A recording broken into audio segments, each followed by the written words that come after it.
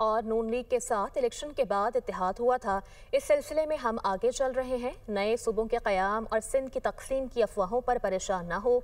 वज़ीर आला सिंध सैयद मुराद अली शाह का कहना है कि आप और हम सब में से कोई भी सिंध की तकसीम पर राज़ी नहीं होगा। सिंध एक है, 28वीं तरमीम आने से पहले उस पर तबसरा क्या करूँ। पाकिस्तान के मफाद के अलावा किसी चीज़ पर बात नहीं करेंगे। गवर्नर सिंध की तब्दीली का बयान सुना है। गवर्नर लगाना वज़ीर आज़म का इख्तियार है। उन्होंने मज़ीद कहा कि चीनी की कीमत के इशू पर तशवीश है, इक़दामात कर रहे हैं, चीनी की कीमतें कंट्रोल होंगी। और नून लीग के साथ इलेक्शन के बाद इत्तेहाद हुआ था।